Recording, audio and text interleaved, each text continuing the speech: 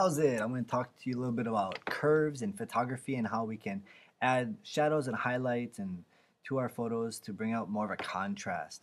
Now, what we use is curves. If you look on Photoshop, you go in your layers, click on this button, and then you'll see a curves button. Or you can go to your window, go to adjustments, and you'll see the curves here. Or you can go to image adjustments and curves. But the best way to do it is to go to your window, adjustments, and then click on this curves button right here, and you get a big old box. If you don't see a big box, go click on this little folder here to maximize it. Now you'll see you have a new curves layer. That way you can make all the adjustments and you can hide that layer if you want. Now the way this works is this is a histogram behind it, and it basically shows where the shadows are. If there's shadows, then the levels would be higher down here. These are the shadows. And on this side is the highlights, and in the middle is the midtones. So that's how to read the histogram. Right now, remember, midtones is like grays, okay, or a color that's not as subtly contrasting if this bar is straight. Now, if you notice in this picture, there's a lot of grays in this photo. And so with this gray, you'll see a lot of the levels are leveled out right around here to show that that's a lot of gray.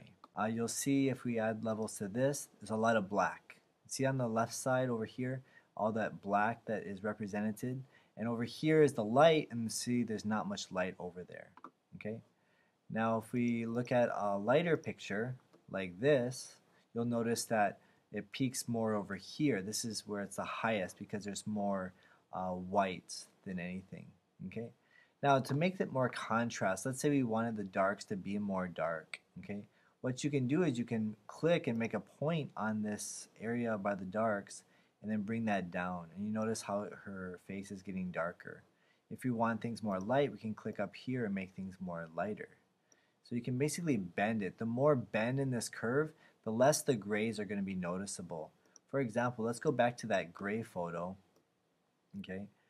So in this one, if we want more of a contrast, we can click one here on the darks and bring it down more of those grays to more of a black. Click here and bring these grays more into a light color, and you'll see the big contrast that happens. We can even go one in the middle if you want to bend it a little bit differently, and you'll get different shades. So it's a really good way of bending it. And again, if you don't like what you have, you can hide it. And notice how grayer it looks and how a contrast it is. You can also change the opacity. So if you don't want it as much as you bent it, you can decide with the opacity. Now the shortcuts for the opacity, if you click on the layer and you hit 70, notice it went to 70%, 5 it goes to 50%, 0 back to 100. So that's a quick way of changing your opacity. Now let's go back to the photo we had of this one. This is a really good photo. But we're going to bend it. Notice, see all the grays that show up here in the middle? We want to define it a little bit better. And what we're actually going to do is a little bit an easier way of doing it. If you click on here, this little hand button, now this will, if you notice, there's like a beach ball that goes along the line. Notice if I am up here where his hat is, it's black. And notice it's down in the black area of the histogram right over here. If I go up to his white shirt, notice how it goes up to the whiteness of it. And look, if I'm at the very lightest place of the photograph, notice it peaks at the white part here. So let's say I want this white tone to be actually darker. All I have to do is click, and then I can bend it down. Okay, and notice how it's bending the whole thing for it.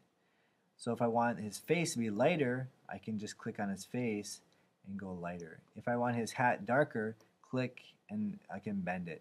And notice that it's automatically creating anchor points for us in that bend that we want.